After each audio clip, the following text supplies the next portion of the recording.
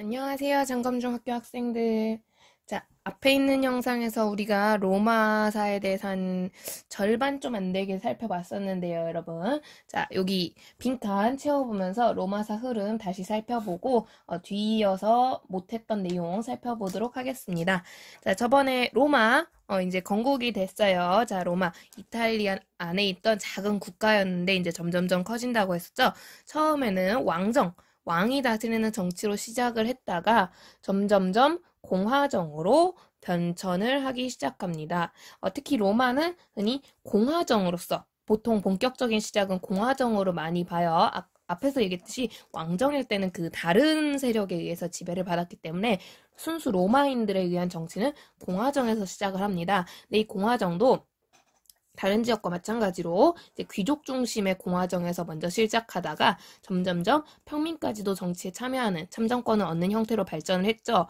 왜냐? 요거는 그리스 아테네랑 같다. 해상활동이 활발했고 전쟁에서 이제 평민들이 활약을 했기 때문에 점점 평민들이 참정권 확대를 요구해요. 그래서 초창기 귀족 중심일 때는 집정관, 원로원 중심으로 진행을 하다가 점점점 이제 평민회화, 호민관이라는 것까지 등장했는데 여기서 조금 주의할 점은 평민회나 호민관은 뭔가를 결정한다기보다는 거부권이라는 형태로 정치에 참여를 했다. 그래서 그러니까 예를 들어 그런 거예요. 코로나19로 인해서 이번에 뭐 마스크 공적 구매 이런 거 했잖아요. 그죠? 마스크를 이제 오부제를 실시한다. 집정관에서 결정을 했는데 평민층이 그게 마음에 안 드는 거야. 그럼 거부권을 행사하는 형태로.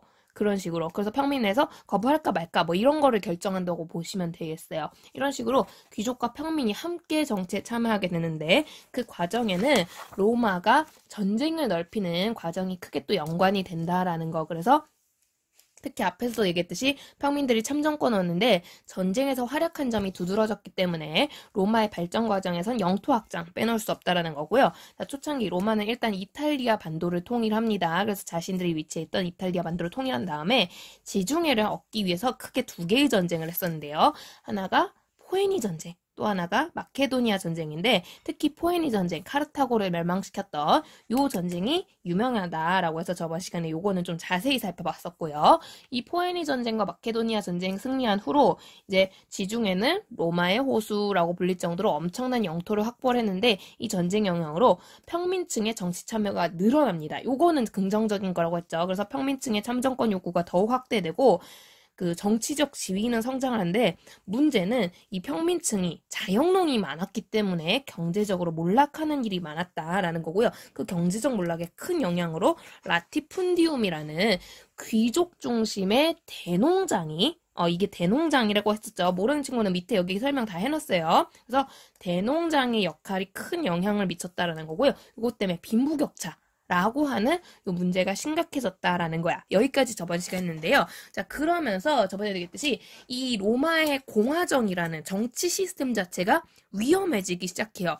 왜냐하면 정치적으로 평민층의 역할이 커졌단 말이야. 쉽게 얘기하면 국회의원 중에 평민층의 숫자가 늘어난 거예요. 그런데 정작 이 국회의원들이 출석을 못해. 왜? 돈이 없어서.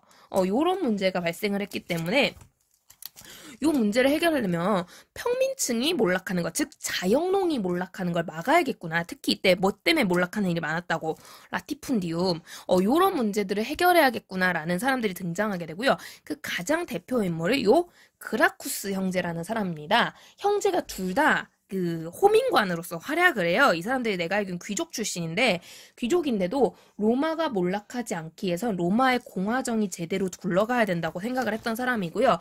그러기 위해서 평민층이 살아남으려면 이 빈부격차라는 평민층이 경제적으로 빈해지고 있는 문제를 해결해야 된다라고 믿었던 사람이고요. 이걸 위한 다양한 조치를 하게 됩니다. 근데 이 자세한 내용은 좀 어려운 거라서요. 여러분 이제 고등학교 가서 혹시 세계사를 하시는 분들은 좀 더 자세히 보시면 좋을 것 같고 일단 우리 입장에서는 그냥 평민층, 중학교 수준에서는 그라쿠스 형제는 평민층의 몰락을 막을 수 있는 혹은 이 평민층 대부분 직업이 뭐라고? 자영농, 농민들, 이 자영농의 몰락을 막을 수 있는 정책들을 주로 실시를 했다라는 거고요. 자, 그러자니 이 평민층을 지키려면 빈의 문제를 해결하려니 부를 좀 나눌 필요가 있다는 거지. 그래서 귀족층이 좀 마음에 들지 않는 자극하는 정책들을 많이 피게 됩니다.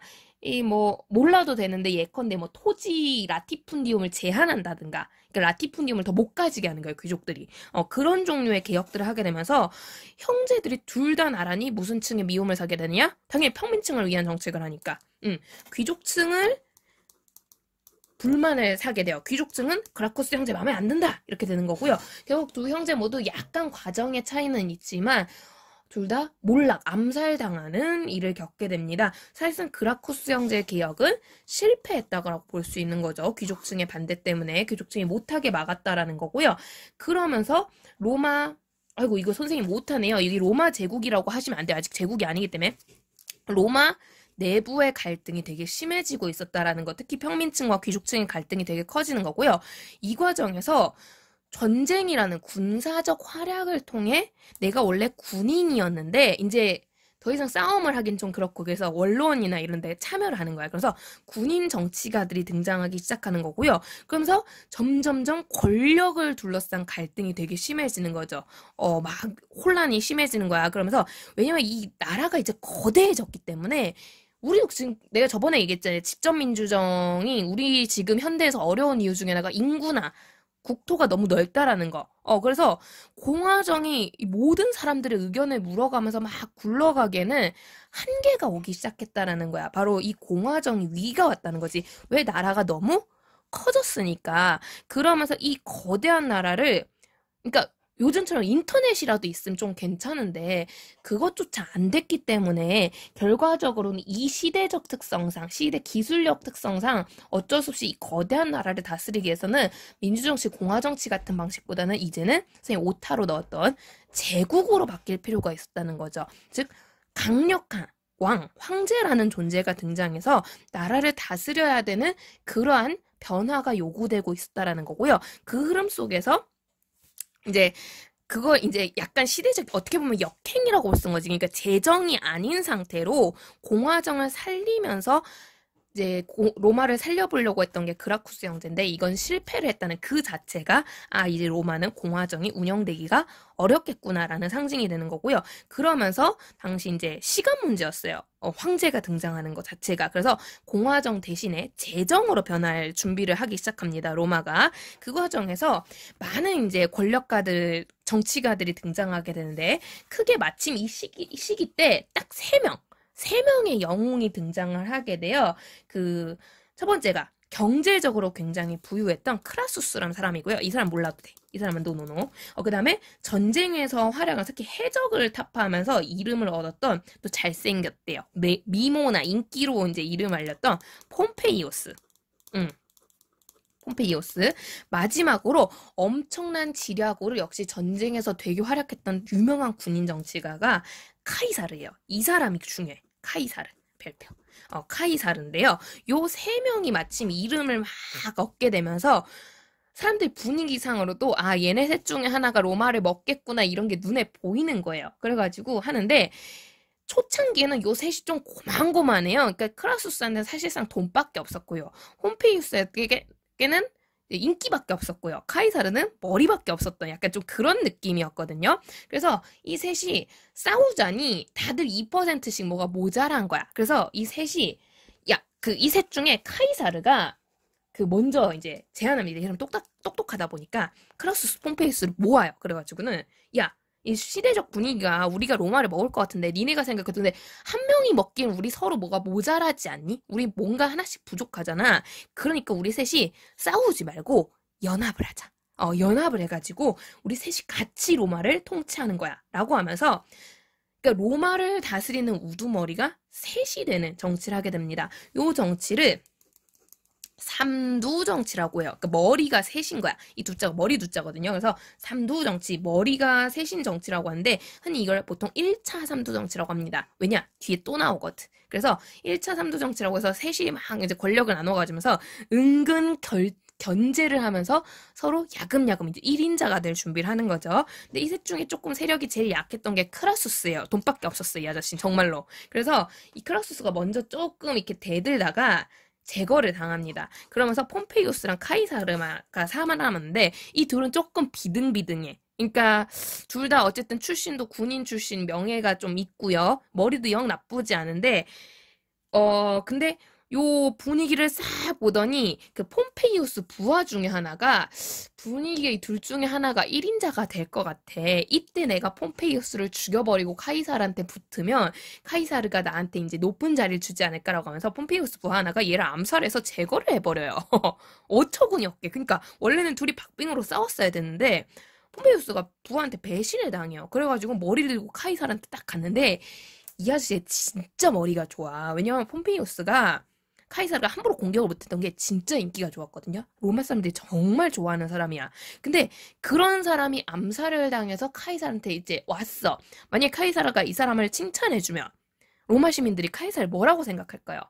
영웅을 죽인 막 암살가 막 이렇게 욕할 가능성이 높잖아. 그러니까 카이사르가 그 폼페이우스 부하를 오히려 나는 폼페이우스랑 설득을 해가지고 우리 둘이 이두 정치를 한다든가 해가지고 로마를 잘 운영해 볼랬는데 네가 뭔데 내가 명령도 아닌데 폼페이우스 우리의 영웅을 죽이느냐? 내가 폼페이우스를 얼마나 존경했는데 너 이 나쁜 새끼 이러면서 그 부하를 오히려 사형에 처합니다. 이거 보고 로마 시민들이 와 라이벌을 저렇게까지 존경하는 사람이라니 카이사르 인기가 엄청 높아져요. 심지어 카이사르는 로마 광장 중앙에다가 폼페이우스 동상도 세웠다고 해요. 그러니까 막 근데 와 카이사르 멋있다. 라이벌도 인정할 줄 아는 진정한 영웅 이러면서 사실상 이제 카이사르가 혼자 남은 상태에서 엄청난 인기를 얻게 되면서 카이사르가 독재자가 됩니다. 그래서 이제 모든 제도적 장치를 준비하기 시작해요. 카이사르가 진짜 머리가 좋은 거죠. 그래서 이 사람이 사실상 황제였고 황제란 이름만 안 달았을 뿐 황제는 다름이 없었고 진짜 시간 문제였어요. 그 실제로 카이사르는 황제가 될 준비를 하고 있었던 걸로 보여요. 그리고 이걸 위해서 특히 카이사르는 주위에 이제 반대파 세력을 막 무찌르는 모습을 보이게 되는데 왜냐하면 이렇게 하고 나서도 여전히 로마는 공화정이라는 게 익숙했기 때문에 머리가 좀 달려있는 사람들은 아는 거야. 아, 카이사르가 조만간에 공화정을 무너뜨리고 뭔가 바꾸겠구나. 그러면 우리도 권력을 잃을 텐데 이런 사람이 이제 카이사르를 견제하는 모습을 보이게 되고요. 카이사르가 그러니까 그래서 바로 황제 자리에 못 앉아요. 이 견제 세력을 먼저 다 제거를 해야 됐기 때문에 지금 견제 세력이 안에만 있는 게 아니라 로마가 좀 혼란한 것 같네. 이 틈을 타 로마를 공격하려는 외세도 있었거든요. 그러니까 안팎으로 적이 당시 카이사르가 되게 많아. 그래서 얘네를 막 치는데 이때 이제 되게 유명한 명언들이 많죠. 그래서 카이사르가 뭐 이렇게 바깥에 이제 외세들을 물리치는데 외세가 하나가 아니에요. 여러 세력이 한꺼번에 공략을 해오는데 카이사르가 이걸 다 한꺼번에 쫙 물러쳐요. 그것도 엄청 손쉽게. 이걸 보고 구하가 장군님, 이 엄청난 전투를 로마인들에게 알려야겠습니다. 당신의 인기를 높이기 위해서라도 알려야겠는데 잠깐만 내가 이 연설을 어떻게 해야 될지 좀 그 카이사르님이 정리를 좀 해주세요. 머리가 좋으니까 이 사람한테 이제 부하가 사신이 전달하러 가면서 당신이 도착하기 전에 당신의 위대함을 알려야겠습니다. 로마인들에게 하니까 카이사르가 다 필요 없어. 그냥 심플하게 전해. 왔노라? 보았노라? 이겼노라. 되게 유명한 명언이거든요. 베니비디 비치 해가지고 라틴어로. 그래서 그게 막 해버리고 또 막 그 카이사르가 그때 폼페이우스가 아마 살아있었던가 아무튼 그 아니었던 것 같다. 그래 공화정 세력이 카이사르를 죽이기 위해서 카이사르가 이제 그렇게 외세 같은 애들 상대하기 위해서 잠깐 나갔다가 들어올 때 이제 쿠데타를 준비를 하고 있었어요. 카이사르를 죽이려고. 근데 카이사르가 그걸 알고 있었거든. 근데 문제는 이게 되게 머리가 잘 짠 게 이 공화정 세력이 로마 도심으로 들어올 때, 로마 수도로 들어올 때 로마 법률이 모든 장군, 모든 군인들은 무기를 풀고 들어오는 게 왜 그런 거 많잖아요. 왕 앞에서 무기를 장착하면 안 된다. 암살 위협을 배제하기 위해서. 그런 식으로 해서 그 하는 규정이 있었는데 카이사르가 고민을 해요. 루비콘 강이라고 해서 강 앞에서 내가 여기서 무기를 안 들고 가면 100% 암살을 당할 거고 무기를 들고 가면 반역인데 로마에 대한 이 오해를 살 수가 있는데 로마 시민들한테 어쩌면 좋을까 고민하는데 그 부하가 어떻게 장군님 건너요 말아요. 강을 무기를 들고 건너요 말아요. 이렇게 하니까 딱 이때 카이사르가 주사위는 던져졌다. 이러면서 이제 명언을 달리면서 무기를 들고 이제 내부의 적대 세력을 싹 제거를 하고 권력을 잡죠. 뭐 그런 유명한 일화들이 있거든요. 아무튼 그래서 굉장히 카이사르가 명성을 쌓기 시작합니다. 누가 봐도 이제 곧 있으면 이 아저씨는 황제예요. 게다가 이때 또 카이사르가 인기가 또 영웅담 중에 하나가 또 영웅은 미인을 얻는다. 뭐 그런 말이 있잖아요. 엄청난 미녀가 또 마침 이때 카이사르 여자친구가 돼요. 많은 사람들이 알고 있을 코가 1cm만 낮아도 아름답지 않았을 텐데 뭐 이런 말 많이 하죠. 바로 이집트의 마지막 여왕 클레오파트라입니다. 여러분 클레오파트라 아시나요? 세계 3대 미녀라고 많이 알려져 있죠. 클레오파트라. 그 이집트 왕비이자 나중에 여왕이 되는 사람인데 이집트는 참고로 그 신의 핏줄이라고 해서 왕가가 되게 신성한 핏줄이라고 근친혼을 역시 이집트도 많이 하거든요. 그래서 원래 클레오파트라가 당시에는 자기 남동생의 부인으로서 남동생이 파라오였고요. 자기 왕비였어요. 왕비였는데 클레오파트라가 야심이 되게 많았거든. 야망 있는 여자여서 내가 파라오를 하면 더 나라를 잘 다스릴 것 같은데 라는 생각을 하면서 이 남동생을 몰아낼 준비를 하게 돼. 근데 그때 딱 마침 카이사르가 이집트를 정복하러 온 거야. 근데 정복하러 왔는데 카이사르가 보니까 분위기가 내가 이집트를 먹지 않아도 클레오파트랑 팀을 잘 짜면 정복한 거나 다름없는 분위기를 만들 수 있을 것 같은 생각이 드는 거야. 그래서 클레오파트라랑 카이사르가 힘을 뭉쳐서 이제 동생을 몰아내고 클레오파트라를 파라오로 만들어주게 되는데 이 과정에서 이제 클레오파트라랑 카이사르랑 그렇고 그런 러브러브한 관계가 되죠. 심지어 둘 사이에 아이도 태어나요. 그래가지고 되게 끈끈한 모습을 보이게 되는데 요런 게 또 어떻게 보면은 여왕을 여친으로 삼은 거 아니야? 그 로마 시민들이 또 우와 막 약간 좀 그런 모습을 보이고 아무튼 그래서 카이사르가 진짜 잘 나갑니다. 그래서 정말 시간 문제였다라고 볼 수 있는데 문제는 그렇다고 이제 쉽사리 또 카이사르한테 권력을 넘기지는 않았다는 거지. 그 살아남았던 공화파 세력 중에 일부가 결국 이대로는 안 되겠다. 카이사르를 몰래 죽여야겠다. 암살 계획을 짜게 되고요. 마침 이때 카이사르의 양아들이었던 브루투스라는 이름 참 그쵸? 예, 브루투스라는 몰라도 되는 사람이에요. 예? 브루투스라는 양아들이 아빠를 몰아내고 내가 이 공화파에서 이름을 좀 알려볼까? 그럼 내가 아빠처럼 권력가가 될 수도 있을 텐데 이러면서 양아들이 카이사르 배신을 때려. 근데 문제는 이 브루투스가 카이사르를 진짜 아끼는 양아들이었거든요. 정말 사랑스러워하던 아이라서 이 설마 얘가 배신할 거라고 생각을 안 한 거지. 그래서 브루투스가 아빠 오늘 광장에서 나랑 밥이라도 좀 먹을래요? 이러면서 아빠한테 이제 구라를 치는 거죠. 거짓말하면서 속이는데 카이사르가 그래 아들 아빠가 맛있는 거 사줄게 이러면서 이제 만난 거야. 로마 광장에서 심지어 광장이잖아. 광장이면 사람이 버글버글 할 거 아니에요. 설마 거기서 암살을 하려고 했는데 설마가 사람 잡는 거죠. 브루투스가 거기서 아빠 아빠 부르더니 거기서 바로 칼로 팍 찔러버려요. 광장 한복판에서. 그럼 카이사르가 브루투스 너도 했냐? 이러면서 죽었다고 하는데 되게 아이러니하게 그 죽은 장소가 자기가 이제 제거했던 폼페이우스 동상 아래였다고 해요. 뭐 어쨌든 그러면서 카이사르가 빡 죽는데 브루투스가 이제 생각을 한 거지. 여기서 이제 내가 살인마가 되느냐 영웅이 되느냐 그게 자기 말빨에 달렸다는 거야. 그래서 브루투스가 로마 광장에서 그 카이사르를 찔렀던 칼을 번쩍 들고서는 심지어 칼이 이렇게 쓰면 칼이 이렇게 쓰면 얘 피도 막 아버지 피가 막 묻어있어. 물론 친아버지는 아니지만 아버지 피가 막 묻어있어. 이 칼을 그대로 번쩍 들고서는 로마 시민들아 들어라. 나는 아버지를 너무 사랑했지만 아버지가 로마를 해칠 악당이었기에 난 로마를 더 사랑했기에 그래서 나는 악당을 제거했다. 뭐 이러면서 얘기를 해. 이러면 로마 시민들이 우와 악당을 죽인 영웅이다 브루투스 이래줄 줄 알고 그래서 광장에서 펑 범죄를 저지른 거였는데 이게 웬일 아니었다라는 거야. 카이사르가 워낙 정치를 잘했기 때문에 너무 명성이 뛰어났기 때문에 로마 시민들은 브루투스 연설에 그닥 호응하지 않게 되고요. 그러면서 결국 브루투스는 그냥 살인마가 돼서 도망을 가게 됩니다. 그러면서 카이사르라는 원래 황제가 될 예정인 사람이 있었는데 이 사람이 갑자기 뻥 죽어버린 거야. 그럼 이 사람의 권력은 어떡하지? 브루투스가 못 가져간 거잖아요. 그쵸? 공화파 세력이 못 가져간 거야. 이 틈을 타 내가 카이사르의 후계자요. 내가 카이사르의 뒤를 잇겠어 하는 사람들이 등장을 하게 되는데요. 첫 번째가 카이사르의 양아들이었던 이 사람도 또 다른 양아들입니다. 옥타비아누스. 나이는 어렸으나 카이사르의 양아들이었기 때문에 이 카이사르 지지 세력 중에 상당히 많은 세력들이 이 어린 아이를 지지하고 있었고요. 또 다른 세력으로는 카이사르와 가장 가까웠던 부하이면서 그 브루투스가 암살했을 때 그 옆에서 그 브루투스가 권력을 못 잡게끔 방해를 한 연설을 또 한 유명한 사람이 있어요. 안토니우스라고 하고요. 안토니우스. 이 마지막이 레피두스라고 이제 당시 그 카이사르 다음으로 이제 원래 그 지위적으로 권력이 2인자였던 사람인데 돈도 좀 있고 이 세 명이 그래서 카이사르 다음 뒤를 이을 권력자 후계자로 떠오르게 됩니다. 근데 가만 보니까 이 셋도 또 고만고만하거든. 이 고만고만해서 싸움을 했다간 크게 터질 것 같은 거야. 그러자 이 옥타비아누스가 카이사르 양아들답게 내 아빠랑 똑같은 일을 한번 해볼까 하면서 뭘 자느냐? 셋이잖아. 셋이 뭐 하자?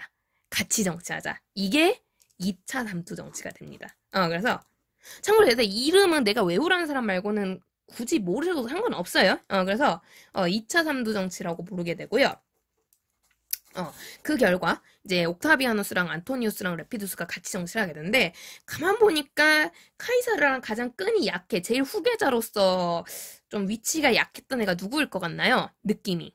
카이사르 후계자요 하고 등장한 거 아니에요? 이 사람들이. 누구일 것 같아요? 그죠? 레피두스죠? 아무런 연관이 없이 그냥 2인자였다가 여기 낀 건데 그래서 레피두스가 먼저 대들어요. 과거 크라수스처럼. 그래서 대들었는데 역시 실패를 합니다. 그러면서 2차 삼도 정치는 시작된 지 얼마 안 가 곧 옥타비아누스, 안토니우스 둘 사이의 경쟁으로 넘어가게 돼요. 근데 마치 카이사르와 폼페이오스의 관계처럼 이 둘도 약간 좀 미묘한 거야, 경쟁이. 왜냐면 카이사르를 지지했던 사람들 대부분이 두 세력으로 나누어져 있기도 했어요. 아들이 더 중요하다. 아니다, 얘가 제일 카이사르 뒤를 이어 일을 많이 했다 이러면서 얘가 실제 그 실세다 이러면서 세력도 나눠지고요. 명성도 둘이 비슷하고 인기도 비슷하고 이게 뭔가 그래서 둘이 만약에 전쟁을 했다가 로마가 내부 분열이 날 것처럼 엄청 세력이 비등비등한 거예요. 결국에 이제 옥타비아누스랑 안토니우스가 그래서 쉽사리 서로 공략을 못해. 내가 봤을 때 이제 우리 둘 중에 하나가 황제가 될 것 같은데 쉽사리 이게 안 됩니다. 이때 옥타비아누스가 안토니우스에게 또 제안합니다. 가만 보니까 우리 둘 중에 하나가 결판을 내야 될 것 같은데 근데 우리 둘이 결판했다가 로마가 망가지고 말 거야. 로마가 둘로 쪼개져서 크게 흔들리고 외침에 시달리게 될지도 몰라. 우리는 로마를 위해서 권력을 잡으려고 하는 거잖아. 그래서 우리 싸우지 말자. 우리 하나가 되자. 자, 남남이 하나가 되는 방법. 결혼인 거죠. 그래서 옥타비아누스가 자기가 굉장히 아끼는 여동생인 그래서 이름도 비슷해. 옥타비아라는 여동생을 소개해 줍니다. 그래서 안토니우스야, 네가 우리 집안하고 결혼을 하면 너도 카이사르의 핏줄이 되는 거고 같은 그게 되는 거고 가족이 되는 거고 우리 둘이 같이 힘을 합쳐서 로마를 운영하면 되지 않겠느냐라는 거야. 그러니까 안토니우스가 보기에도 이게 제일 합리적인 아니긴 해요. 그래서 알겠소 하고 이제 결혼을 하는데 문제는 결혼식 날 안토니우스가 엉엉 웁니다. 왜 우느냐? 권력을 못 가져서? 아니에요. 실은 이때 이미 안토니우스는 여자친구가 있었다는 거야. 근데 이 여자친구가 참 난감해. 이 참 마력의 여자예요. 누구였느냐? 바로 자신의 상사의 여자친구였던 클레오파트라입니다. 실은 안토니우스는 이때 이미 썰에 따르면 클레오파트라랑 썸씽이 있는 관계였다고 해요. 왜냐면 이제 원래는 클레오파트라가 카이사르 여자친구인데 카이사르가 죽은 거 아니에요. 그러니까 남친이 죽은 거야. 게다가 그러면은 이집트를 보호해주던 사람이 카이사르인데 막 클레오파트라 입장에서 여러 가지로 불안할 거 아니에요. 남친 죽었지, 보호자도 없어진 거지. 그래서 꺼이꺼이 하고 있는데 이걸 부하였던 안토니우스가 위로를 해주다가 이 또 눈이 맞은 거지. 그래서 클레오파트라 입장에서도 얘가 거의 또 2인자가 될 가능성이 높다 보니까 카이사르 뒤를 이을 가능성이 높다 보니까 아 얘라면 이집트를 지켜줄 수도 있겠고 역시 또 멋있는 남자구나 라고 해서 둘이 러브러브 하게 됩니다. 근데 그래서 실은 안토니우스는 그냥 여친에서 끝나는 게 아니라 결혼까지도 조금 염두를 하고 있었던 것 같아요. 클레오파트라랑. 근데 권력 다툼 속에서 어쩌다 보니까 이 옥타비아랑 결혼을 하게 된 거예요. 안토니우스가 내가 사랑하는 건 클레오파트라인데 옥타비아랑 결혼해? 하면서 이제 꺼이 하게 되는 거죠. 클레오파트라 아니나 다를까 연애 편지를 자꾸 보내요. 안토니우스 이 나쁜 사람. 근데 난 나쁜 남자가 좋은 걸 어떻게 뭐 약간 이런 느낌? 그러면서 막 하니까 안토니우스가 결국에는 옥타비아와 행복한 결혼 생활을 하지 못하게 됩니다. 그래서 막 출장 핑계 대면서 자꾸 이집트를 방문하게 되고요. 옥타비아도 조금씩 의심을 하는 거죠. 결국 얼마 되지 않아 안토니우스는 이혼장을 보내게 됩니다. 옥타비아에게. 미안. 나 실은 사랑하는 여자가 따로 있었어. 너 집에 가. 옥타비아가 가만히 있겠습니까? 당장 오빠한테 가는 거죠. 오빠 이 망할 놈의 시키가 나랑 이혼하지! 이러면서 옥타비아누스가 보니까 이 둘이 이런 관계라는 거. 그래서 지금 안토니우스가 이집트에 가 있다는 걸 알게 된 거예요. 근데 이 옥타비아누스가 카이사르가 괜히 양아들을 삼은 게 아니야. 정말 이 사람도 머리가 좋은 거예요. 그래서 이걸 여론몰이를 진짜 잘해요. 그러니까 과거에 카이사르는 오히려 클레오파트라는 이집트 여왕을 여친으로 삼음으로써 나는 여왕도 여친으로 두는 엄청난 남자야. 약간 이런 여론몰이를 했다며 옥타비아누스는 안토니우스는 이집트에게 눈이 멀어서 로마로서의 정체성을 버리고 이집트인이 되려고 하는 남자다. 그런 자에게 어떻게 로마의 지휘자 역할을 주겠느냐 이러면서 사랑에 미쳐버림. 약간 이집트의 속국이 되려고 하는 찌질남으로 여론몰이를 해버립니다. 어디 보면 카이사르랑 똑같은 상황인데 그거를 진짜 이 언론 플레이를 엄청 잘한 거예요, 옥타비아누스. 그러니까 굉장히 많은 로마인들이 여기에 분노를 하게 돼요. 안토니우스 이 망할 놈 어떻게 이집트한테 넘어가려고 그래? 이러면서 많은 여론이 옥타비아누스에게 쏠리게 되고요. 여기에 불안감을 느낀 안토니우스가 이제 뒤늦게 클레오파트라의 지원을 받아서 해군을 이용해서 이제 옥타비아누스를 공략하려고 하지만 때는 이미 늦었죠. 이 전쟁이 악티움 해전이라고 하고요. 결국 이 악티움 해전에서 안토니우스가 옥타비아누스에게 패배를 함으로써 옥타비아누스가 권력을 획득하게 됩니다. 그리고 안타깝게도 이때 안토니우스도 해전 도중에 사망을 하게 돼요. 그러자 또 남친을 잃었네요. 우리 클레오파트라 어떻게 할까요? 이제 앞선 사례를 보면 왠지 클레오파트라가 옥타비아누스도 꼬실 것 같이 보이지만 많이 지쳤나봐요. 이 여자도 결국 자기 스스로 되게 유명한데 독사를 자기 가슴에 물려가지고 코브라 같은 거 있잖아요. 그래서 스스로 자살을 했다고 알려져 있어요. 참고로 이 장면이 그 회화 같은 데서 그림 주제로도 많이 쓰인다고 합니다. 미인의 쓸쓸한 그 마무리잖아요. 그죠? 뭐 어쨌든 그래서 제거가 되고요. 옥타비아누스에겐 더 이상 견제 세력이 없었다는 거. 그리고 이미 앞에서 자기 양아버지인 카이사르가 모든 제도적 장치를 준비를 했기 때문에 결국 이 악티움 해전의 승리를 계기로 옥타비아누스는 손쉽게 황제로 즉위하게 됩니다. 즉 로마 제국의 탄생인 거고요. 제정, 황제가 지배하는 정치가 시작되었다. 그러니까 로마는 이미 영토나 이런 게 너무 넓기 때문에 왕 수준에서 만족을 할 수가 없는 그래서 황제 자리에 취임을 하게 되는 거고요. 참고로 이 황제, 우리식 표현인 거죠. 로마에서는 이거를 아우구스투스라고 합니다. 황제를 의미하는 단어라고 보시면 돼요. 그래서 원로원이 이제 우리는 공화정 아니야. 널 황제로 임명하겠어 라는 의미에서 아우구스투스라는 칭호를 선사하게 되고요. 이후부터 로마 황제들은 모두 아우구스투스라는 칭호를 사용하게 됩니다. 근데 여러분 이 칭호 꼭 기억해주세요. 아우구스투스. 실은 왜냐하면 이 조금 더 뒤의 시기로 가면 로마 이제 기독교가 유행하는 과정에서 로마의 유명한 기독교 철학자가 등장하게 되는데 여기는 우리 역사랑은 관련인데 다른 과목 그 도덕이나 이런 데서 출연하는 아저씨가 하나 있어요. 아우구스티누스라고 되게 비슷해. 표현이. 그래가지고 많이 헷갈리거든요. 여러분 이거 꼭 기억하세요. 아우구스투스 누가 처음 받았다고요? 옥타비아누스가. 선생님 계속 이름 얘기하는 거 보니까 얘는 왠지 기억해야 될 것 같죠? 기억해야 돼요. 옥타비아누스 최초의 황제인 거고요. 이 사람이 아우구스투스라는 칭호를 받았다라는 거. 근데 재밌는 건 옥타비아누스는 스스로가 황제라고 일컫는 경우는 거의 없었다고 해요. 왜냐하면 앞에 자기 양아버지도 황제라고 나대다가 황제 될 거라고 나대다가 암살을 당했기 때문에 옥타비아누스는 완벽하게 제정을 자리 잡기 전까지는 그 공화정의 틀을 유지하려고 되게 애를 써요. 실제로는 이미 제정이고 제국인데 모양만 원로원 존중하는 척. 모양만 함께 의논하는 척하면서 나는 황제 아니야. 나 공화정 사랑하는 남자야. 왜냐면 공화파가 혹시 자기 암살할까봐 막 이러면서 아우구스투스라는 칭호를 받았음에도 이 칭호보다는 옥타비아누스 자체는 나는 그냥 시민 중에 대표인 사람일 뿐이야 라고 하면서 제1시민이다 라는 표현에 프린캡스라는 표현을 많이 썼대요. 그래서 간혹 이 옥타비아누스 관련된 사료에서는 프린캡스라는 표현이 나오기도 합니다. 많이 나오진 않지만 그래서 같이 알아두시면 좋을 것 같아서 학습지에는 집어넣어놨고요. 어쨌든 그러면서 근데 이제 사실상 의미 없는 거죠. 뭐 언론이나 이런 거. 그래서 옥타비아누스부터는 쭉 로마가 제국으로서 제정으로서 운영이 됩니다. 특히 로마는 황제로서의 권력이 굉장히 강력한 것으로 알려져 있고요. 이 강력한 권력을 가진 황제들이 꽤 로마를 잘 다스려요. 물론 중간에는 그 유명한 네로라는 폭군 같은 황제도 등장을 하지만 대다수의 황제들이 굉장히 잘 다스려주게 되고요. 그 시기가 무려 약 200년. 그래서 이 200년간 로마는 큰 전쟁도 없이, 막 포에니 전쟁처럼 그 위기스러운 큰 전쟁도 없이 굉장히 평화로운 시대를 누리게 됩니다. 이걸 로마인들은 팍스 로마나, 평화의 시대다라고 해서, 로마의 평화다라고 해서 팍스 로마나라고 부르게 되고요. 특히 이 200년 시기 중에서도 그 5명의 황제가 연달아서 되게 훌륭한 황제가 등장하는 시기가 있어요. 이 시기를 또 이 중에서도 오현제 시기라고 해서, 팍스 로마나 자체가 로마의 전성기인데 그 중에서도 최강, 이 오현제 시기라고 보시면 되겠습니다. 그래서 굉장히 로마가 잘 나갔던 시기고요.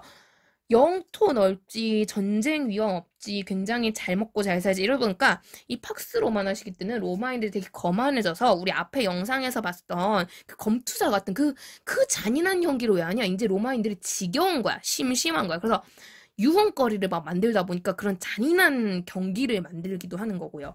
혹은 음식 같은 경우도 이 영토가 넓다 보니까 식재료가 되게 다양하거든요, 로마는. 참고로 그래서 이 문화를 이어받은 게 이제 프랑스 같은 지역이어서, 프랑스가 되게 코스 요리 이런 거 유명하잖아요. 그런 영향을 받아서 이 되게 음식 문화가 발달하게 되는데, 너무 음식이 다양하다 보니까 내가 평생에 걸쳐서 하루에 우리 먹는 것처럼 3끼만 먹으면 모자란 거야. 먹을 수 있는 횟수가. 내가 이 음식을 다 먹어보려면 훨씬 더 자주 식사를 해야 되는데 인간의 위장이 한계가 있잖아요. 그래서 로마인들 유명한 식습관이 먹고 토하는 거예요. 먹토. 지금은 뭐 거식증 환자나 그런 거 하는데, 일부러, 아니면 먹토까지는 아니어도 그냥 입에 아물었다가 삼키지 않고 뱉어버려요, 음식을. 그래야 내가 이 모든 산의 진미를 맛볼 수 있는 거야.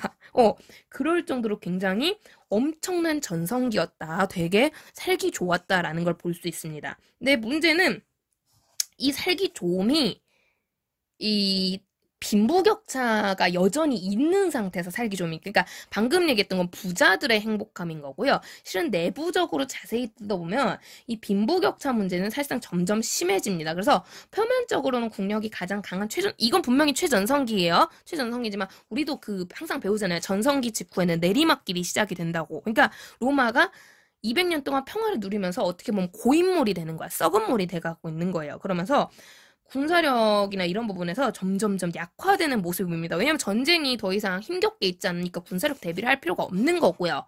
그러면서 특히 이 군사력은 앞에서도 얘기했듯이 평민들이 핵심인데, 너무 귀족들이 자기가 잘 먹고 잘 살다 보니까 이 평민층을 잘 먹고 잘 살게 만들 정책 자체를 크게 고민하지 않습니다. 그 자영농 세력을. 그러니까 그 그라쿠스 형제 개혁이 실패한 이후에도 뭔가 평민층만을 위한 정책이 제대로 추진되진 않아요.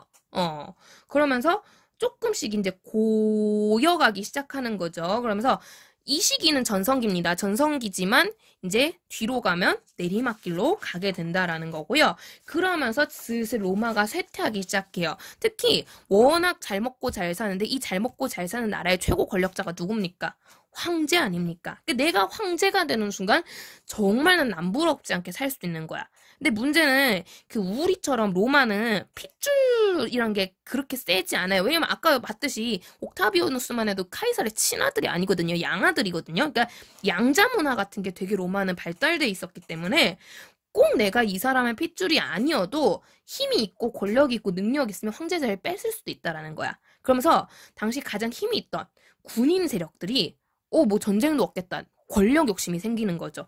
그래서 막 쿠데타를 일으킨다든가 뭐 그런 혼란들이 발생을 하게 됩니다. 그래서 오현제라는 훌륭한 황제들이 다스리다가 이후 점점 로마는 이제 문제가 되는 상황들이 발생하게 되고요. 특히 이게 가장 혼란이 심했던 때가 군인 황제 시대라고 해서, 군인 황제 시대, 군인들이 황제가 되겠다고 막 쿠데타를 연달아 일으키는 시기가 있었어요. 그러면서 50여 년간 26명의 군인들이 돌아가면서 황제를 하니까, 앞에 군인 죽여서 황제하고 앞에 군인 죽여서 황제하고 이런 모습들이 반복이 되는 게 나타나고요. 이렇게 내부 사회 혼란이 심해지니까 다시 외부에서도 공격이 들어오기 시작하는 거예요. 그래서 로마가 전투를 되게 힘겹게 치르는데, 요것도 영상 하나 보고 넘어오겠습니다.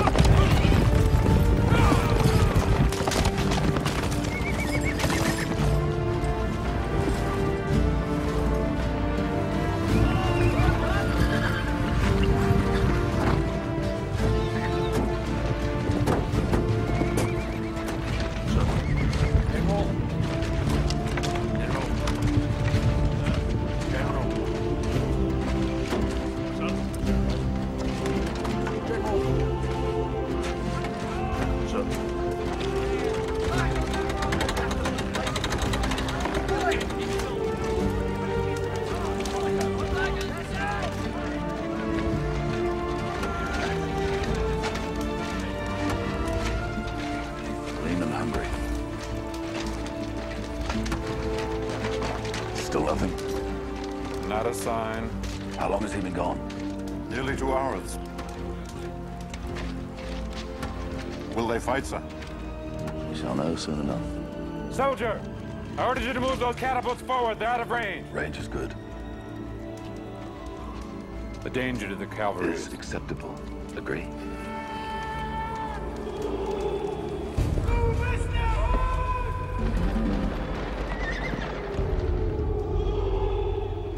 They say no.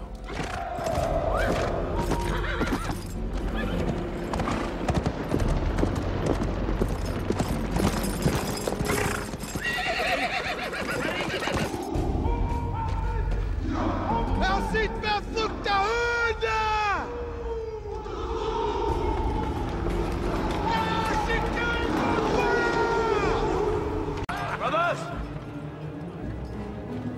What we doing live? Echoes in eternity.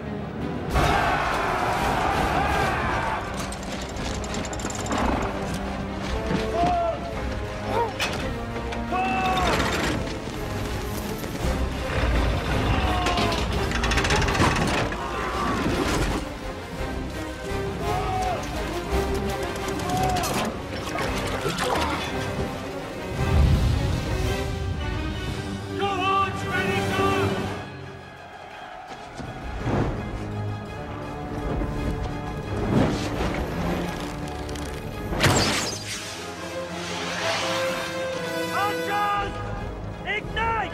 Ignite! Ignite!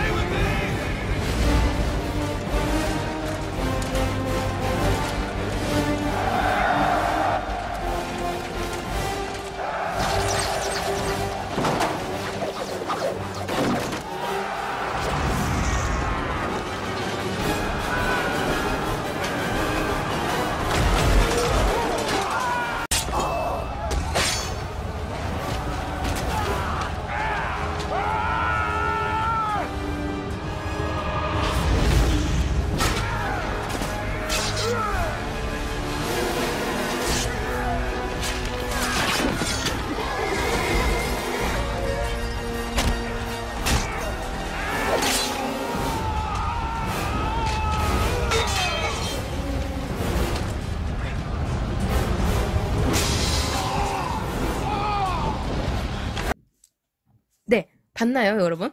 이게 이제 역시 글래디에이터라는 영화 장면을 한 건데 그 지명을 좀 보셔야 되는데 게르마니아라고. 네, 로마가 점령을 못했던 지역 중에 하나예요. 이 게르마니아. 그러니까 물론 영상에서는 승리한 것처럼 나왔는데 이 게르마니아가 지금의 그 독일 쪽 부근이라고 보시면 될 건데 여기 이제 로마랑 다른 민족의 게르만족이라고 불리던 애들이 살고 있었거든요.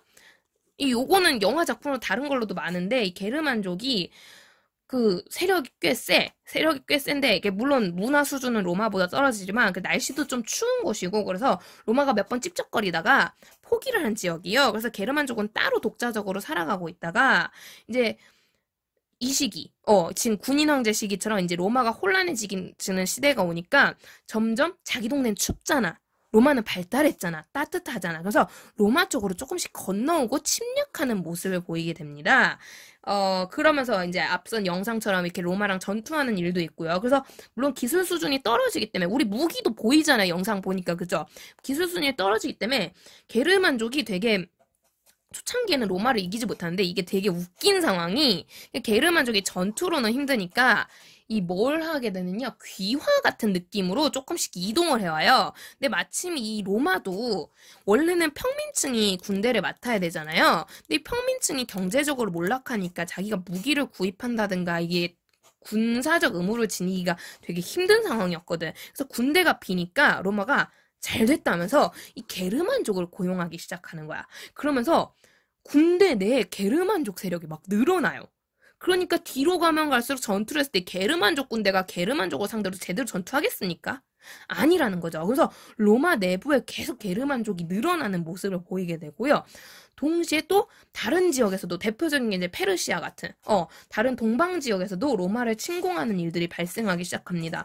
문제는 이거를 이제 그러면은 당시 로마 황제가 해결해야 되는데 앞서 봤듯이 황제들은 지금 권력 다툼하기 바빠요. 심지어 그래서 이 권력 다툼 때문에 너무 지치고 지친 한 황제는 안 되겠다. 황제가 4명이 되는 사태도 발생을 해요. 아, 나는 진짜 황제, 니네 가짜 황제 해가지고 막 황제를 막 숫자를 늘려. 이상한 정치를 막 해요, 로마가. 그러니까 로마가 되게 엉망진창이 되는 거죠. 이해됩니까? 이게 팍스 로마나 직후의 모습이었다라는 거고요. 그러면서 이걸 해결하지 않으면 로마가 멸망하겠구나라는 생각을 하는 존재가 등장하게 됩니다. 이 사람 별표 치세요. 콘스탄티누스 황제라고 하고요. 너무 훌륭한 황제라 흔히 콘스탄티누스 대제라고 많이 불립니다. 콘스탄티누스 대제. 이 콘스탄티누스 대제가 그 4명의 황제 중에 하나로 즉위를 했는데요. 이건 좀 아닌 것 같아 하면서 그 되게 이제 개혁을 추진했던 사람이에요. 특히 이때 로마가 개혁이 되게 그 얘기를 빼먹었구나. 미안해요. 그러면서 콘스탄티누스 대제가 그 개혁하기 전 이게 로마가 상황이 너무 안 좋으니까 특히 이게 결국 이 근본적인 가장 큰 원인은 권력 다툼 속에 빈부격차가 심해진다라는 거거든요. 그러니까 가난한 백성들이 언제쯤 우리도 잘 먹고 잘 살고 행복해질 수 있을까 만큼 힘들어지는 거야. 이때 그 어떤 황제보다 뛰어난 전 세계 전 인류에게 영향을 미치는 한 인물이 등장하게 됩니다. 로마인들아, 내가 너희를 위로하리라. 우리 사랑으로 약자들 서로서로 품어오자. 라는 인물이 등장해요. 이 사람이 그 유명한 예수 그리스도예요. 혹시 기독교 믿는 사람들은 미안해요. 나도 천주교 신자지만 여기서는 내가 그렇잖아요. 신학이 아니기 때문에 역사에서는 이분을 인간이라고 할 수밖에 없어요. 대단하신 분이라고 내가 대신에 좀 존칭을 해서 그래서 종교 믿는 사람 너무 미워하지 마세요. 어쨌든 예수 그리스도라는 일단 역사적으로 인간이라고 해야겠죠. 그래서 이 인간이 등장합니다. 이분이 그래서 그 우리가 아는 기독교, 크리스트교라고 하는 그 종교의 토대를 만들게 되는 거고요. 이 크리스트교가 예수의 제자들을 통해서 쫙 퍼져나가면서 이제 진짜 종교의 성질을 띠게 되는 거죠. 근데 문제는 이 크리스트교가 여러분 다 알다시피 신이 몇 명이라고 해요? 이 크리스트교에서 믿는 신이 누구예요? 그쵸? 하느님 또는 하나님이라고 불리는 그 딱 한 분이죠. 그 신을 한 분을 믿는 유일신을 믿는 거야. 유일신을 믿다 보니까 예수는 그러니까 하나님 한 분만 믿으라고 얘기를 했거든요. 그분이 이제 진짜 신이라고. 기존의 로마인들한테는 물론 이 크리스트교를 믿는 사람들은 상관있는데 크리스트교를 안 믿는 사람들 입장에서는 이게 되게 기분이 나쁜 거예요. 왜냐? 실로 로마는 크리스트교가 등장하기 전까지 그 그리스 로마 신화에 나오는 그 신들 믿었거든요. 제우스, 유피테르라고 하죠. 로마 버전으로는 비너스 뭐 이런 식으로 해서 막 믿고 있는데 그러면 내가 믿고 있는 아레스, 아테나 여신 이런 사람들은 뭐가 되는 거야? 이 크리스트교 입장에 따르면 가짜인 거예요. 사기인 거예요. 그러니까 기분 되게 나쁜 거죠. 그래서 뭐야 왜 내가 믿는 신을 짜가라고 그래. 그러면서 초창기에 크리스트교는 엄청나게 박해를 받게 돼요. 예, 심지어 그것뿐만 아니라 이 예수의 가르친 정신 자체, 크리스토교의 가장 중요한 정신 자체가 사랑, 박애 뭐 이런 거잖아요. 그러니까 이 사람들 전쟁을 그닥 좋아하지 않아요. 그래서 그 군사적 의무에 대해 되게 거부하는 모습도 보이게 되거든요. 실제로 지금도 왜 양심적 병역 거부라고 해서 그 일부 좀 기독교 정말 독실하게 믿는 남자분들 중에 그 병역 거부 하시는 분들도 있잖아요. 군대 깜빵 가는 한이 있더라도 난 병역 못한다 뭐 이러면서. 그러니까 그런 약간 모습들이 나타나게 되는 거예요. 그러자 로마 황제들을 비롯해서 이제 기존 지배층들은 이 예수 그리스도는 물론이거든요. 크리스토교 신자들 되게 박해합니다. 그래서 예수가 결국 어떻게 됩니까? 나중에 십자가에 못 박혀 돌아가시잖아요. 그 왜 그렇습니까? 그 십자가가요, 원래 크리스교 상징이 아니고요. 로마 처벌 방식이에요. 로마에서 이제 지독한 범죄자들 처벌할 때 십자가에 못 박아서 창으로 찔러 죽이는 거거든요. 예수가 그런 형벌을 당한 거예요. 박해를 맞다 보니까. 너무 안타깝죠. 그러면서 했는데도 워낙 이 가르침 자체가 가난한 사람들을 이제 배려하고 사랑하고 용서하고 이 사람들한테 위안을 주는 종교다 보니까 이 여성이나 가난한 사람들 중심으로 막 널리 퍼져갑니다. 그러니까 종교적으로도 정신적으로도 혼란이 오는 거고 정치적으로도 혼란이 오는 거고 군사적으로도 혼란이 오는 거고 그러니까 로마가 완전 멘붕 오브 멘붕인 거야. 그래서 콘스탄티누스라는 이 황제가 이대로 있다간 로마가 진짜 망하겠구나 해서 개혁을 하게 되는 거고요. 이 개혁을 위한 분위기 변신의 일환으로서 수도를 옮깁니다. 그래서 로마라는 나라의 수도가 로마라는 도시였는데 그 로마를 떠나 새로운 도시로 이동을 하게 돼요. 이걸 자기 이름을 따서 콘스탄티노플 혹은 여기 지도에 적혀있는 것처럼 콘스탄티노폴리스라고 이름을 짓게 됩니다. 이게 나중에 가면은 비잔티움이라고도 이름을 바꾸고요. 오늘날에는 이스탄불이라고 불리고 있죠. 그래서 그 터키 쪽에 있는 요 이스탄불 지역으로 이동을 하게 되고요. 그래서 이거 책에 따라 이름이 각양각색으로 나와요. 여러분 뭘로 기억하시는 상관없습니다. 콘스탄티노플, 콘스탄티노폴리스, 비잔티움, 이스탄불 다 같은 도시니까 크게 어렵게 생각 안 하셔도 되고요. 아마 내가 알기로 교과서에는 콘스탄티노플로 돼 있을 거예요. 그래서 뭐 교과서 버전이 편하다 하시면 꼭 교과서 버전을 기억하시면 되겠습니다. 그래서 어쨌든 이 콘스탄티노플로 천도를 하게 되고요. 뿐만 아니라 그 로마인들의 종교적인 그런 혼란에 막기 위해서 이 사람 크리스트교를 인정해 줍니다. 그래, 이거 뭐하러 박해하니? 믿고 싶은 사람은 믿으려. 그래서 크리스트교를 공식적으로 믿어도 된다고 인정해주는 모습을 보이게 되고요.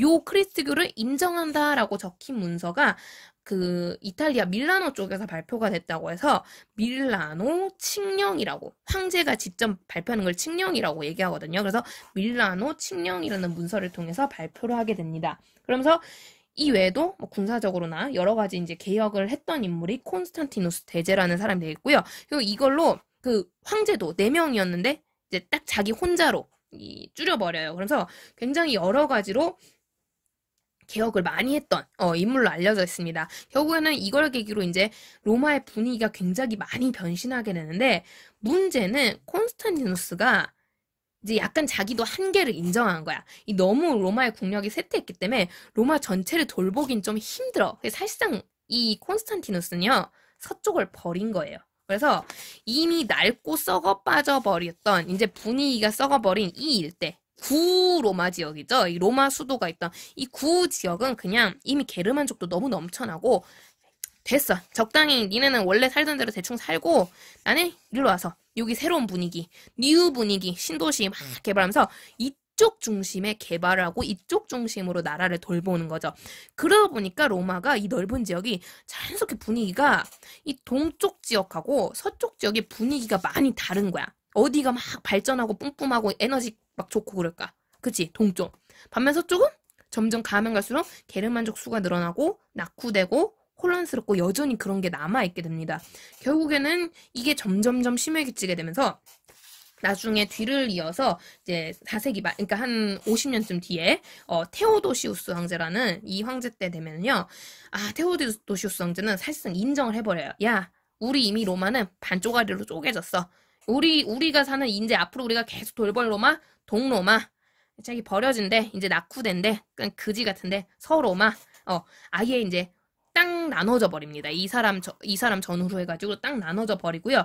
결국 이 아예 대놓고 공식적으로 버림을 받게 되니까 서로만은 오래가지 못하는 거죠. 그러면서 이 지역으로 새로 계속 침입하고 유입해왔던 게르만족에 의해서 서로만은 멸망하게 됩니다. 그러면서 로마 멸망을 했다라고 많이 얘기하는데 주의하세요 얘들아. 흔히 여기서 로마 멸망이라고 얘기하는데 실제 멸망한 로마는 여기 서로마 지역이 되는 거고요.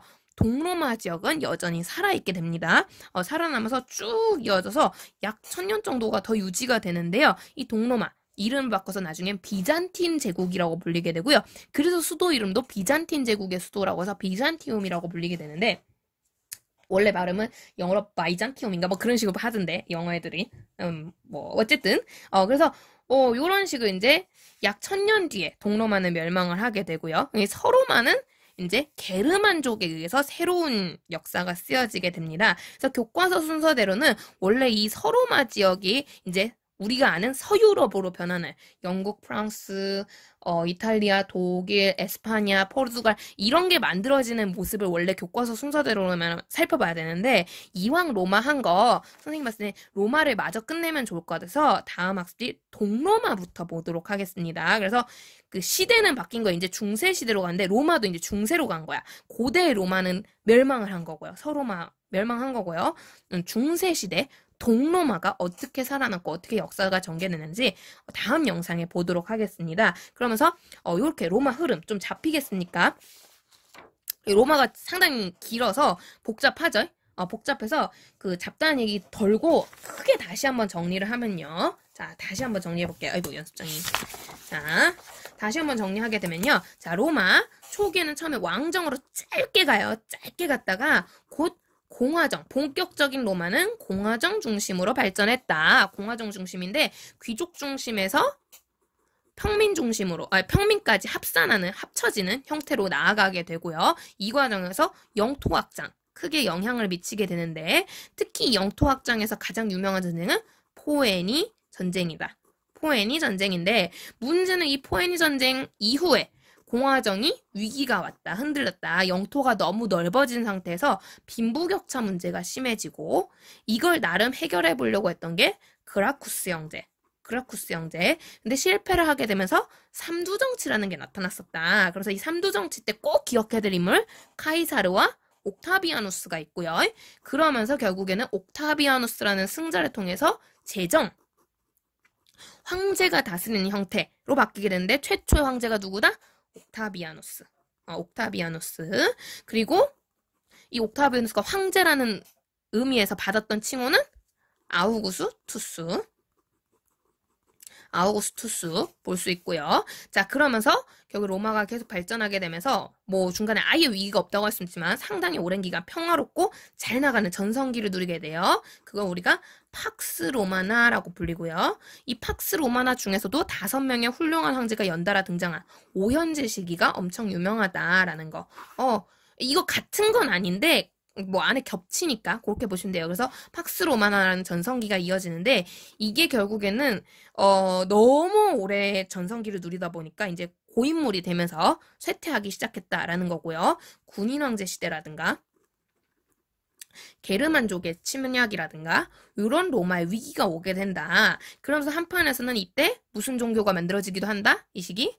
크리스트교가 만들어지기도 한다. 교과서에 없어서 학습지에 넣진 않았는데 이 시기쯤에 나타나기 시작해요. 이 전후 시기 때. 그래서 요즘 등장하니까 이런 혼란을 수습하기 위해서 콘스탄티누스 대제라는 훌륭한 황제가 등장하게 되고 특히 이 사람 수도를 옮겼다는 거. 비잔티움 콘스탄티노플로 천도했다는 거. 그 다음에 크리스트교를 공인하는 밀라노 칙령.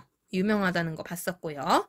자, 그런데 문제는 이 사람이 천도를 하게 되면서 로마 분위기가 조금씩 변화하기 시작하고 결국에는 테오도시우스 황제. 이 사람은 이름까지는 몰라도 되긴 한데 이런 존재가 있었다는 건 알아야 돼. 테오도시우스 황제 때 이 전후로 해서 동서로마가 아예 분열이 돼버린다. 분열이 되고요. 그러면서 이건 문화 때 한 번 더 할 거긴 한데 이 사람 때 크리스트교가 국교로 변해요. 여러분, 그냥 공인이 아니라 공식적으로 인정하는 게 아니라 이제 우리 그리스 로마 신은 안 믿어. 이 크리스트교만 믿을 거야. 국교화를 선언하게 되는 모습 보이게 되고요. 그러면서 결국 버림받았던 서로마는 멸망하게 된다라는 거. 큰 줄거리. 요런 식으로 흐름을 잡아주시면 되겠습니다. 그러면서 멸망은 서로마가 있지만 어느 로마는 아직 살아있다? 동로마. 다음 시간에 동로마 이어서 볼 거고요. 동로마를 보기에 앞서서 간단하게 로마 문화 조금만 정리할게요. 미안해. 로마 오늘 끝내는 게 좋을 것 같아서. 로마 문화 간단하게 정리하면요, 여러분. 자, 요거는 학습지 보면서 하겠습니다. 학습지 8쪽인데요. 네, 8쪽 학습지 폈나요? 로마 문화. 자, 로마 문화. 이 그리스 로마 신화라고 부를 정도로 로마는 그리스의 영향을 꽤 받았어요. 그래서 뭐 인간 중심적 면모가 없다고 할 수는 없는데, 근데 로마는 그리스랑 이제 큰 차이점. 넓잖아. 이 넓으니까 이 넓은 거 그 앞에서도 계속 말했지만 이 넓은 걸 오래 유지한다는 건 쉬운 일이 아니에요. 근데 로마가 이 넓은 지역을 오래 유지할 수 있는 비결, 바로 문화가 상당히 실용적이라는 점이에요. 그러니까 쓸데없는 허례허식인 이런 것들을 버리고 정말 쓸모있게 이 넓은 통치를 넓은 지역을 합리적으로 다스릴 수 있는 그런 문화가 발달을 했다라는 거고요. 그 과정에서 로마 하면 가장 유명한 게 건축과 법률입니다. 어쨌든 다른 나라니까 완전히 똑같진 않겠죠. 그래서 특징을 좀 잡아주면 좋을 것 같아요. 그리스는 인간 중심적, 헬레니즘은 여기 이제 동양이 좀 가미되면서 그 헬레니즘 특유의 좀 변화한 모습, 그러면서 개인적이면서도 그 세계 시민주의라고 하는 되게 그 전체를 아우르는 그런 특징이 있었고요. 로마 문화는 그러면서 실용적인 거 발달하게 되는데요. 그래서 로마는 이 건축과 법률 항상 출제가 돼요. 너무 유명해서 건축과 법률인데 특히 건축에서는 로마 건축은 정말 빼놓을 수 없는 중요한 건축 양식을 만들죠. 바로 아치라고 하는 그 앞에 파르테논 신전하고 진짜 비교가 되는 건데 사진을 가져올게요, 선생님이.